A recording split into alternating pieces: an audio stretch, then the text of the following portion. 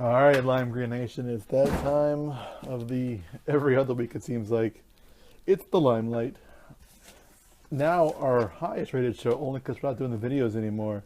I'm really slacking on the videos, so I need to get back into that. But for right now, we have the audio version of our game reviews and other team news. It's me, your coach slash person in charge slash whatever. Riding solo today, got no one in studio, but that's okay. We'll make it a fast show today. And by fast, I mean it's not going to be an hour. So we can all rejoice that we don't hear my voice for an hour. Well, as you know, we had a really, really big weekend this past weekend, capped off by the victory against Brown. A quality 10-9 victory that we earned it. For those that weren't there, we had a pretty good game for 6 innings, which is usually our MO. Played well for 6 and kind of tick it up there 1 inning. But I'll set the stage. We had AJ pitching, Bobby and Adam. Sorry, Bobby and Banky in the outfield, and I'm doing the catching, and the usual suspects everywhere else. Except this time we had Julia back for another game, and Janet's friend. What was her name? I apologize because Janet knows I'm so bad with names. Brittany was her name. Came to me. Was filling in for some of the missing people we had, and Brown's a tough team. Now their record may not indicate that this season, but they definitely are a good team. But as we know, as we learned this past week and other years, they definitely complain to try to get their way, which is sad to say because I've known some of those people a long, long time, and they definitely tried to sway the umpire their way. At our highest point, we were up 10-3. Now, there's 7 innings in softball, so let's say that we played well for 6. Out of 6 innings, they scored 3 runs. We held them scoreless for 4 innings. 3 of them in a row. The first 3 innings, they didn't score a single run. I haven't kept stats or anything over the last 14 years. That's definitely some kind of lime green record. 3 consecutive scoreless innings defensively, with a 4th mixed in there somewhere. And I got to give credit where credit is due. Defense was amazingly solid. The scoreless innings were just maybe they may have got a base runner once, or like they did get like 1 base runner, and then we would get the outs. No big deal. I think that maybe 1 inning they had 2 base runners, and we got out of it pretty easily. It was a really nice double play with Jeremy and Amanda over at first base. Jeremy, again, giving credit where credit is due, had some really, really nice throws because Jeremy sometimes will throw it in the woods. So you got to give him his credit. He definitely had some great throws over there. And so it was 10-3. Some controversy earlier in the game. My first AB, I hit one of my infamous foul ball home runs. Some power there. It was all arms, and I hit a car, which I'm kind of proud of. So clearly, I'm the guy with the most power that day. I know Adam has power and whatnot, and I got on base, and I made it well known, well established that I was only hitting. I wasn't gonna run. I would get the first base, and then I would take a runner. Well established.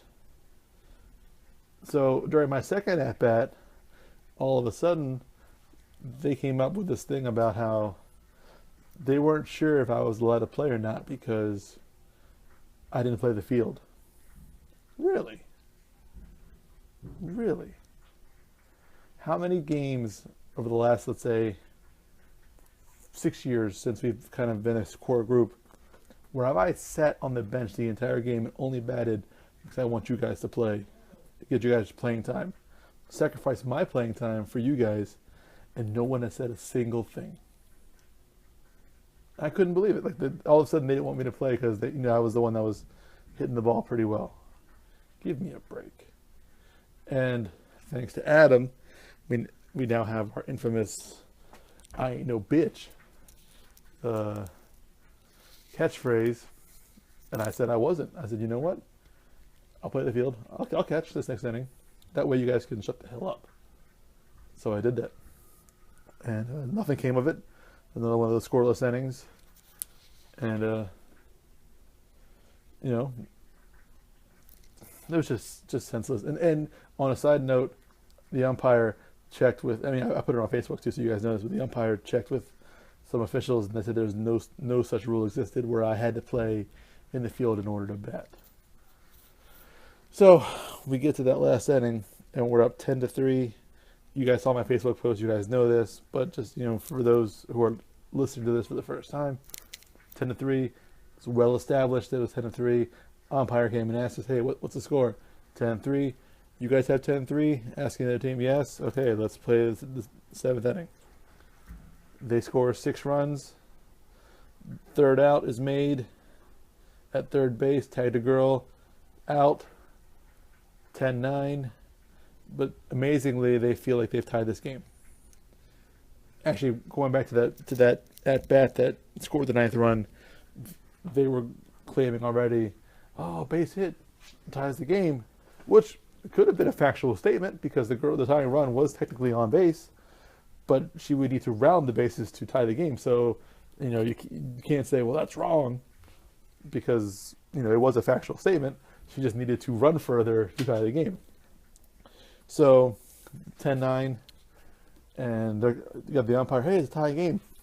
So he thinks it's a tie game, and I knew we had 10.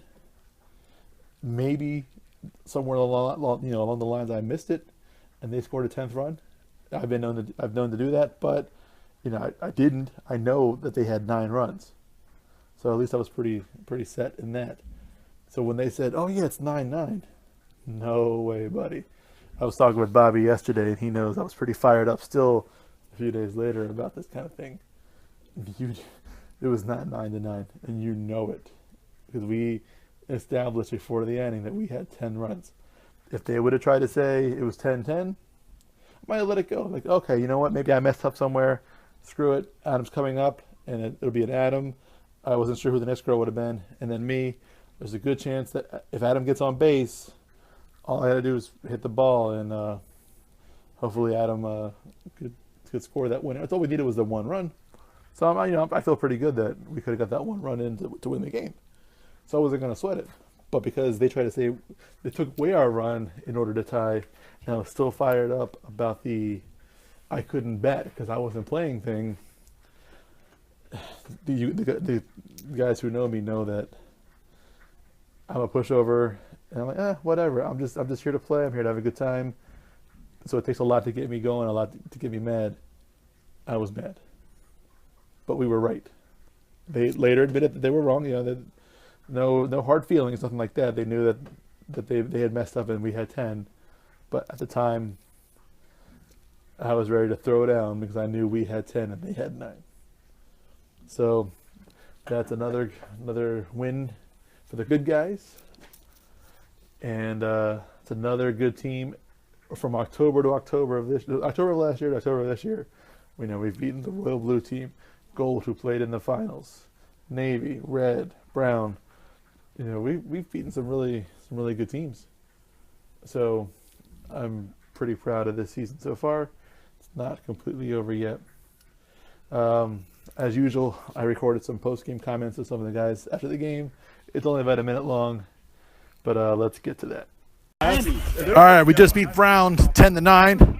Let's get some post-game comments from Janet. Yay! I didn't do anything. I had some hits. I only touched the ball once, and it was the last out, so that's all that matters. Bobby, post-game comments? Brent wasn't here, so overall it was a good day. Really good game. See? AJ, This is your first time on the podcast. You have any post-game comments? Good pitching today, sir. No, I don't have any. You suck. You're an a-hole. And then they'll lose to the Dolphins in the season. The regular season, they'll come to the playoffs, and the Dolphins just get. Colin, post-game comments? It was a good game. I'm glad I actually did something. If I had one play, I'm glad it could be the last play. There you go. Thank you. Guys, I'm sorry about the cooler. AJ and Elena distracted me, and I lost track of the cooler, so we had to settle for cold drinks for the game. They were fine. Super, any post-game comments? Couldn't did it without the team. Yeah. All right. Back to the jabroni at the desk. I don't know why I'm always so mean to myself when I'm interviewing you guys, like, as if you guys don't already know that it's me doing the interviewing and then me recording this. I'm just dumb, but it is what it is. So I think that'll put a fine a bow, let's just say, on the game. So now we move on to the next aspect of Lime Green. I waited till Tuesday to record this, so that way we could talk about fantasy football. Yay! It's week 1 of fantasy football in the books. I would definitely say it was not the best week of fantasy football I've ever seen in my life, and that's coming from me, who's awful at fantasy football, and I'm already in last place. So, but I do it for you guys to give us something else to do together. Adam, with definitely the pickup of the weekend, if you will, he picked up that Rams defense. I think I don't say last minute, but he definitely picked them up earlier before the game started, and that was definitely the difference maker in him beating Janet 90-54 to 77-88. And the funny thing about that was he had texted me later on in the afternoon, "Hey, what's Janet's phone number?" Now, not Janet and Adam aren't enemies, but clearly they don't have each other's numbers, and I'm not always comfortable giving out phone numbers without talking to the person first, just for privacy things.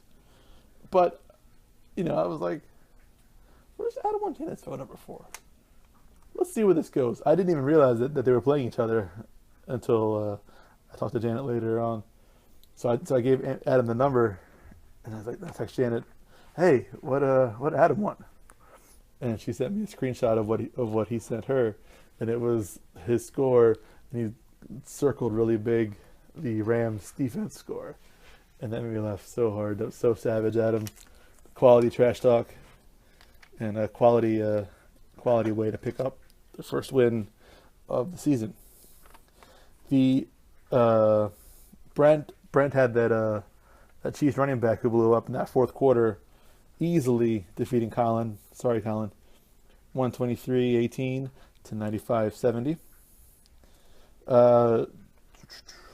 What I would consider an upset, only because Bobby's played for so long. I mean, you're depending on players who real life. It's not like Bobby's playing, but he lost to first-time player Rachel. Rachel scoring the victory 82-42 to 80-84. So a point and a half-ish victory for Rachel. Congratulations, Rachel, on your first victory in fantasy football. Now we go from the upset to probably the most heartbreaking loss I've ever seen in fantasy football. The not seen since January Derek, who's out there copping somewhere. We drafted his team for him. He defeated Amanda with a heartbreaking score of 91-26 to 91-24. I don't think I've ever seen a score. I mean, maybe, by 100th of a point someone's beaten somebody, but I don't think I've ever seen, personally, a 200th of a point victory for somebody. Sorry, Amanda. Heartbreaking loss. You'll get them next week, hopefully. And then, of course, the most embarrassing loss of the week goes to me because I suck at fantasy football. Again, I do it for you guys. I lost to my wife, who's not my wife during fantasy football. I lost 120-84 to 72-44.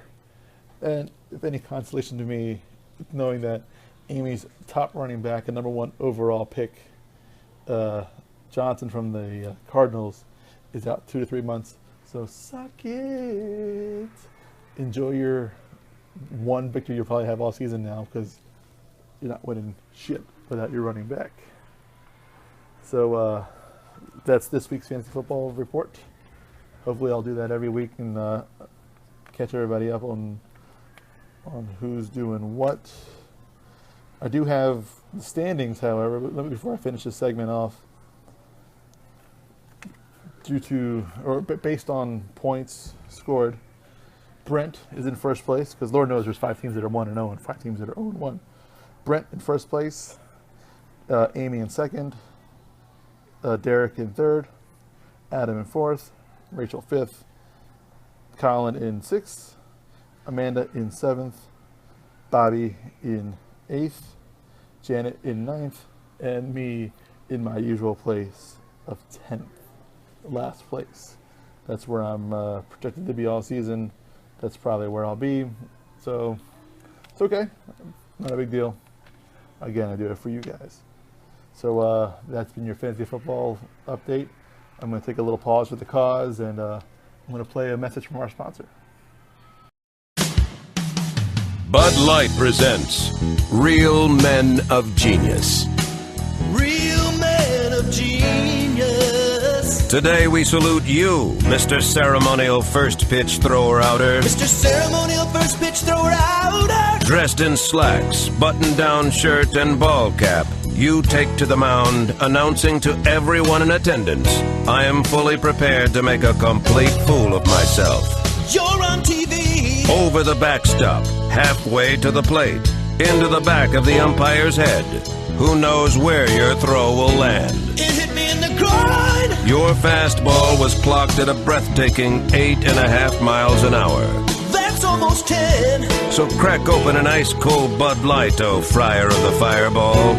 Watching you will always be our favorite pastime. Mr. Ceremonial First Pitch Thrower Outer. Bud Light Beer, Anheuser-Busch, St. Louis, Missouri. I hope nobody thinks that Bud Light really sponsors this show. I just have about 50 of those Bud Light Real Men of Genius commercials on my computer. I think they're hilarious, and I needed something to break up the segment so it's not my monotonous voice for 30 minutes or whatever it just ends up being. So, before I ride off into the sunset for the week,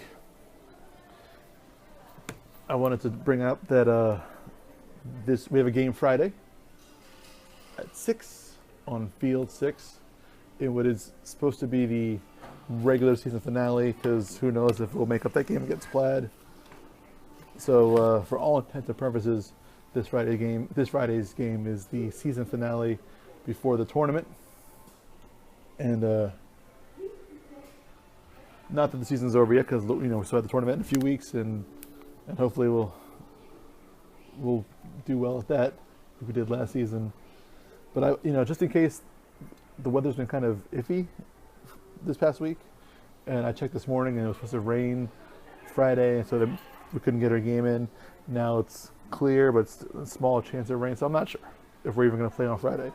So in case we don't play, I wanted to get Sappy and Sentinmental and talk about what I've been appreciative of all season, because I've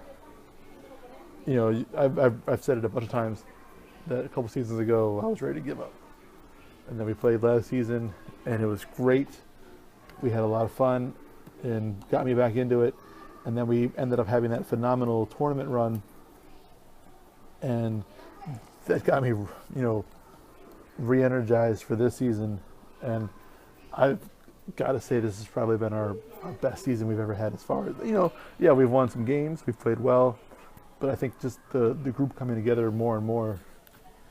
And I just wanted to, just talk about a few things that I'm really thankful and appreciative for.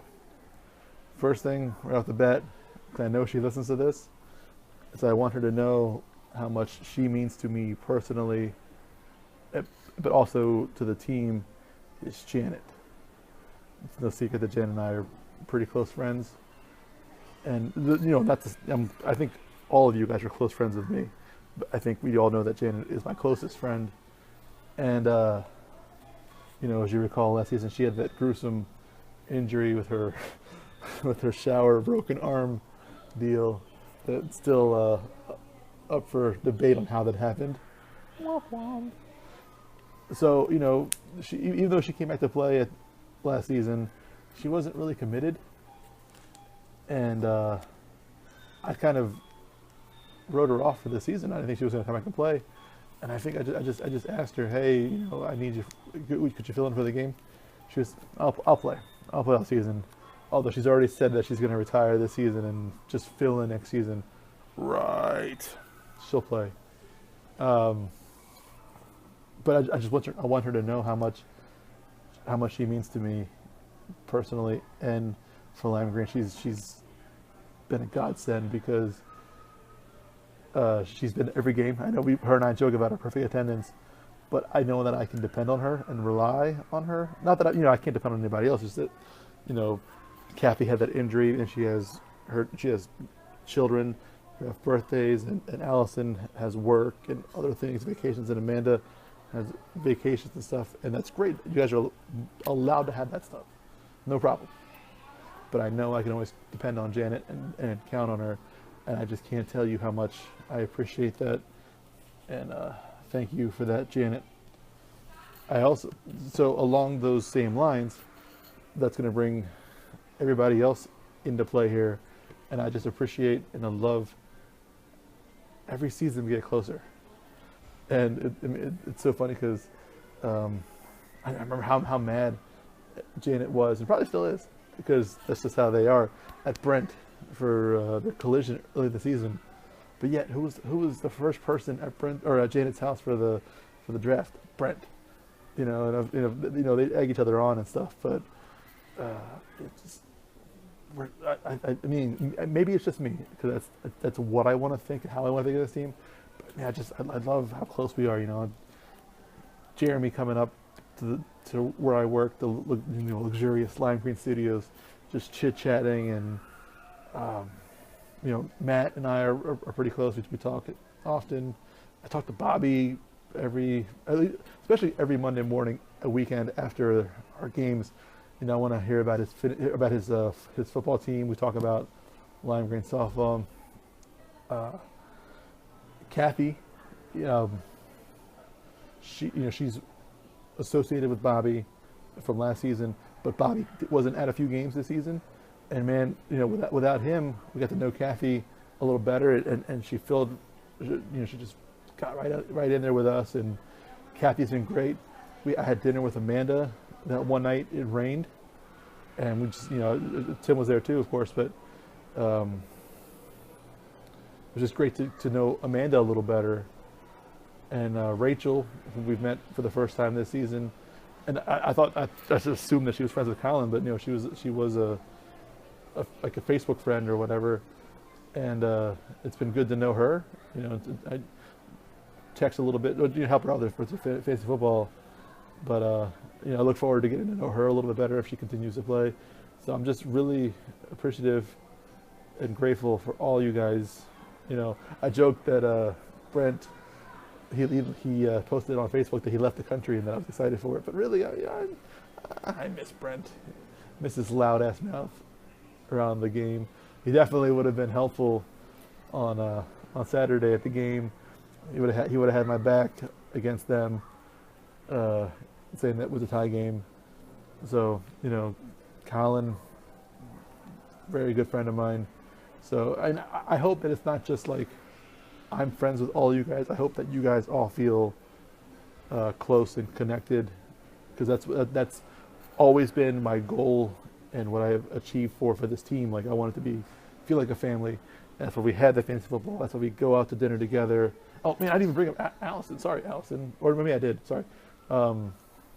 Allison was a friend of Becky's and a friend of Derek's, and Becky has since been injured and hasn't played in a while, so she hasn't been to the games. Derek hasn't been at any of the games this year because he's out there copping. So it's just Allison, and I've developed a nice little relationship personally with Allison. We text, Snapchat, Facebook comments, stuff like that. So I'm really thankful for that.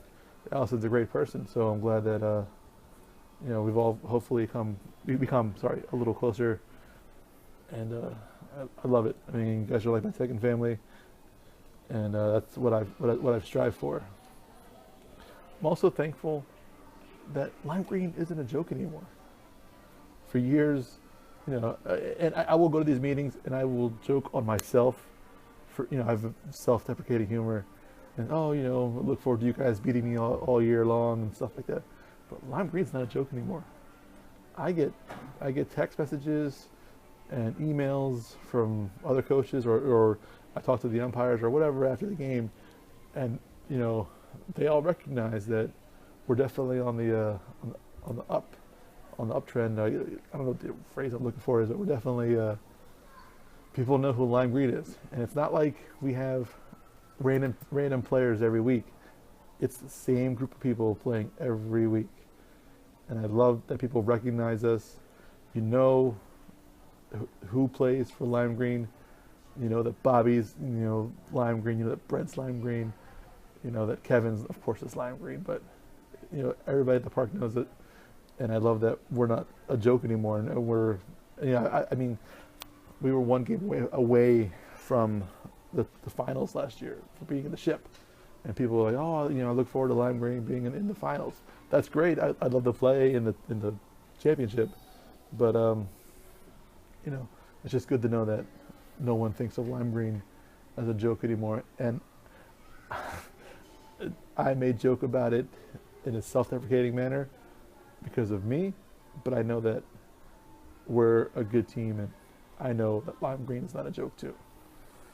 And I like that people call and ask me, hey, are your guys available?